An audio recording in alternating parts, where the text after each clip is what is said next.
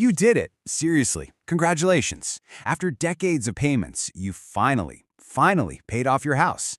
That is a massive milestone, and you should absolutely celebrate. You've basically won the game. But what happens in those quiet months after the party's over, when that old mortgage payment suddenly has nowhere to go? Right? You made that final payment. It felt incredible for, what, a week? And then it's just quiet. That extra cash shows up in your account each month, and it just sort of evaporates. Not on anything crazy, just into the general noise of life. And somewhere in the back of your mind, a nagging feeling starts to grow around a certain number.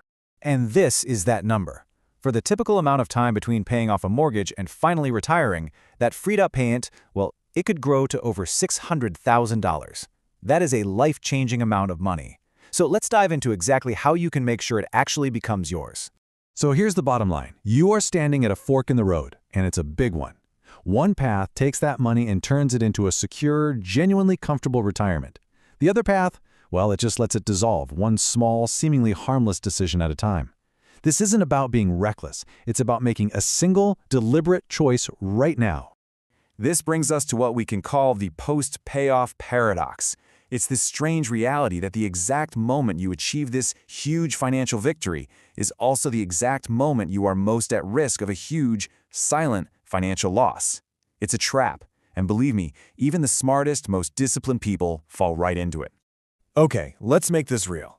Let's meet Karen. She's 54, she's been incredibly disciplined for decades, and after making that final mortgage payment, she now has an extra $1,940 in her account every single month. She did everything right.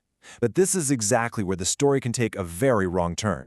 So, let's get into the psychology of this thing, because this isn't about a lack of willpower. Not at all. It's about two very predictable cognitive biases that are working against you the moment that mortgage payment vanishes. First up, we've got something called the arrival fallacy. You see, your brain has been wired for pursuit, for chasing this goal for maybe 20, 30 years. The moment the chase ends, it gets bored, and it immediately starts looking for a new target to pursue. And you know what? That new target often comes with a nice new monthly payment attached. And then there's its partner in crime, the licensing effect. After years of being so disciplined, your brain feels like it has earned a little fun. It's been quietly keeping a tab, and the moment the mortgage is gone, it says, hey, it's time to cash in on that slightly nicer car or that bathroom renovation we've been putting off. You feel like you deserve it. Now, let's watch how this plays out for Karen over just a few months. Look, none of these decisions are reckless on their own. A slightly higher trim on her new car lease. A totally reasonable renovation. But you add them all up, and these small, sensible choices completely eat up that freed-up payment. And the crazy part is, she barely even notices, because nothing feels like a big mistake. And this leads us to the $500,000 choice. Let's really visualize the two vastly different futures that are created by this single decision. The stakes are about to become incredibly clear. Okay, remember the number, $1,940 a month. And remember the time frame, 13 years. That's the typical runway from the day Karen pays off her house to her planned retirement at age 67. Here they are, the two outcomes. If Karen invests that payment in a simple S&P 500 index fund, after 13 years, she has an additional $529,000 for retirement. If she lets it dissolve into those little lifestyle upgrades, she has zero. The difference is just staggering. You know, for most of us, that $500,000 gap is, well, it's everything. It's the difference between retiring on your own schedule versus working until someone else makes that decision for you. This is a defining choice. So how do we guarantee the better outcome? How do we make sure we get the $500,000? Well, it all comes down to a simple automated action plan. This is the foolproof fix that completely bypasses all those tricky psychological traps we were just talking about. And here's the crucial thing to understand. This is not about being more disciplined. Willpower is not a financial strategy. The fix is to automate the decision before that money ever even lands in your checking account, before your brain gets a chance to look at it and label it as extra money to play with. So here's the order of operations. First, before you invest a dime, make sure you have a solid 6-month emergency fund. Then, you absolutely destroy any high-interest debt. I'm talking credit cards. After that, you max out your tax-advantaged retirement accounts like your 401k and a Roth IRA. Anything that's left over after all that, that goes into a standard brokerage account. But hold on, we need to talk about a hidden detail that surprises a shocking number of people.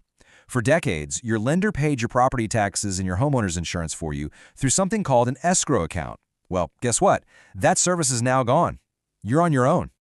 This means your very first move is to create what I call a self-managed escrow. You have to automatically set aside money each month for those taxes, for insurance, and for routine maintenance.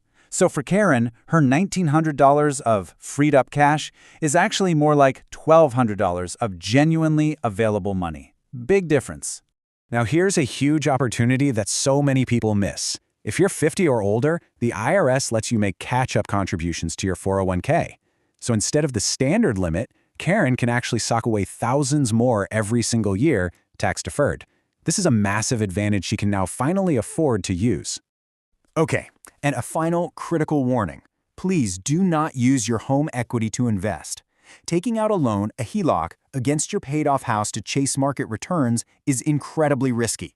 You're putting your home, the one asset you just spent decades securing, back on the line as collateral. It's not a piggy bank, it's your ultimate insurance policy. Don't touch it. So what's the real takeaway here? You didn't spend 20 or 30 years paying off a mortgage just to stop at the finish line. No way. You did it to get to the starting line of your next great financial chapter. The only question now is whether you'll automate your success before all those reasonable, everyday decisions make the choice for you. Because as this slide says, your new bathroom might be very, very nice, but it's probably not $500,000 nice.